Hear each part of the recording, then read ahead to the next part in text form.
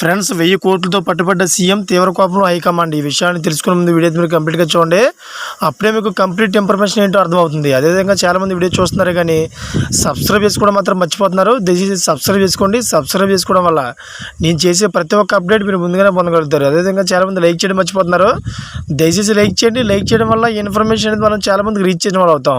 ఇంకా లేట్ చేయకుంటే వీడియోకి వెళ్ళిపోతాం. ఫ్రెండ్స్, కాంగ్రెస్ ప్రభుత్వంపై బీఆర్ఎస్ వర్కింగ్ ప్రెసిడెంట్ కేటీఆర్ సంచలన ఆరోపణలు చేశారు.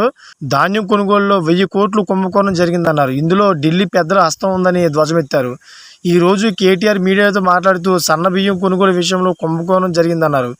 అయితే ప్రభుత్వంలో ఉండే మంత్రులు, ముఖ్యమంత్రి దీనిపై మాట్లాడడం లేదని ఫైర్ అయ్యారు. అయితే బీఆర్ఎస్ అంటే స్కీములు, కాంగ్రెస్ అంటే స్కాములు అని అన్నారు. గల్లీలో దోచుకో ఢిల్లీలో పంచుకున్నట్టుగా రాష్ట్ర కాంగ్రెస్ తీరు ఉందన్నారు కేటీఆర్. అయితే రైతులు పడగాపులు కాస్తున్న ధాన్యం కొనుగోలు చేయాలని అడుగుతున్న ప్రభుత్వం కొనుగోలు చేయడం లేదని ఫైర్ అయ్యారు.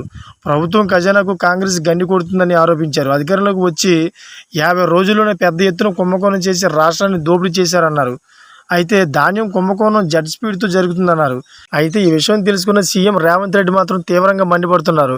బీఆర్ఎస్ నేతలకు ఎప్పుడు మా మీద నిందలు వేయడమే తప్ప మరేది లేదని, అదేవిధంగా గత 10 సంవత్సరాలు చేసింది ఏమీ లేదని, వాళ్ళ ప్రభుత్వంలో అందరూ పంచుకుని తిన్నారని మండిపడ్డారు. ఫ్రెండ్స్, చూసారు కదా, ఇటువంటి లేటెస్ట్ అప్డేట్స్ కోసం నా ఛానల్ సబ్స్క్రైబ్ చేసుకోండి, గంట పైన ఆన్లో పెట్టుకోండి. నేను చేసే ప్రతి ఒక్క అప్డేట్ మీరు ముందుగానే పొందగలుగుతారు. ఇప్పుడు వరకు చూసిన ప్రతి ఒక్కరు కూడా థ్యాంక్ ఫర్ వాచింగ్ ఫ్రెండ్స్.